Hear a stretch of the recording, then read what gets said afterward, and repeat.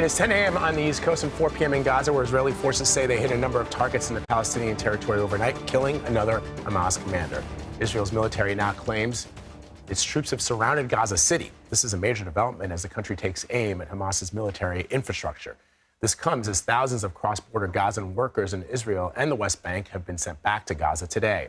The Israeli Prime Minister's office says, quote, workers from Gaza who were in Israel on the day of the outbreak of the war will be returned to Gaza.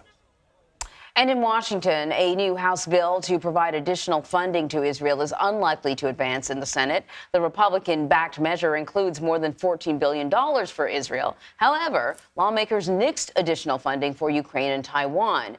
And this comes as Secretary of State Antony Blinken arrived in Tel Aviv today for high-stakes meetings. He met with the Israeli Prime Minister and President and reiterated Israel's right to defend itself, but also said how they do that, how they defend themselves matters. Secretary Blinken held a news conference a short time ago. Here's what he had to say.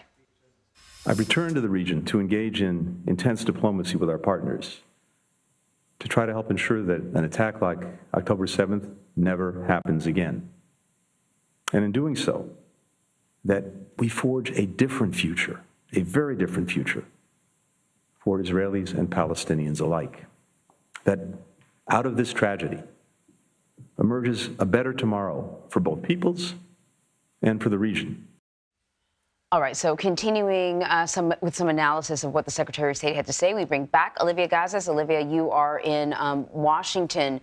So I guess I'll just start with sort of a broad question. What really stood out to you about the Secretary's remarks? Sure. Well, in your conversation with Vlad and Marie, I think you hit on the biggest change, I think, the shift in the Secretary's remarks, because they started as others had, right, with this stressing that Israel has a right and an obligation to defend itself, and sort of deploring the fact that some of the brutality of Hamas's attacks on Israeli citizens had receded in memory. But then he also crucially brought up the civilian toll in Gaza, talking about, as you said, seeing through the television images of children being brought out from the wreckage and seeing in their eyes his own children.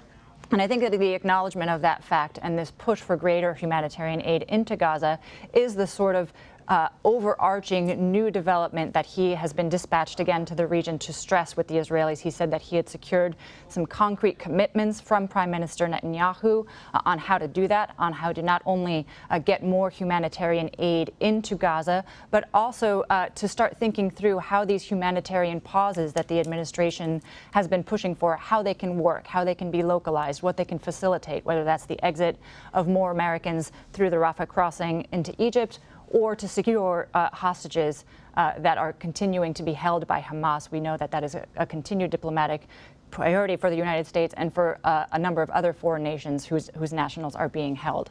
I also think that you heard him say, importantly, that he's gotten commitments on how Israel will deal with violence in the West Bank, which he called an acute concern that has been messages that the United States has relayed in private to Israel, which has done some things that are questionable for its own security, U.S. officials have said, including arming settlers there, actually handing out automatic rifles to its citizens, and withholding some tax revenues that would otherwise go to the Palestinian Authority. You know, U.S. officials are concerned that these are counterproductive steps that Israel is taking, whereas the Palestinian Authority is sort of the best bet for maintaining stability in an area that is already fragile and likely to be additional kindling for a conflict that is already simmering.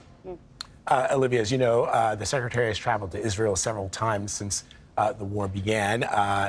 He is on his way now to Jordan. What do we expect to come out of there?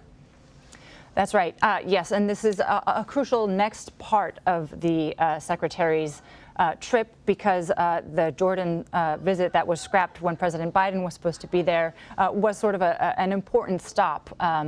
The diplomatic relations between Israel and Jordan are partially severed at the moment, and it goes to this question of what the U.S. can do to prompt thinking about the day after. What happens after this conflict in Gaza is concluded? What happens if and when Hamas is eliminated? What is a possible, plausible governance structure, a governing authority that can be put in place? We've heard, you know, some proposals by Western leaders like President Macron of France suggesting that a multilateral, multinational effort to eliminate Hamas be undertaken. that's going to require crucial buy-in from Arab states in the region that we haven't seen materialize. I mean, it's possible that it's just too soon to make those kinds of concrete proposals. These leaders need to first signal solidarity with the Palestinian people, and so they can't, treat as a fait accompli that Israel will have sort of the upper hand here. But what everybody agrees is that the status quo that had been the case before October 7th in Gaza cannot continue, and some sort of rethought governing structure that allows the Palestinian people to live there in peace needs to be brought to bear.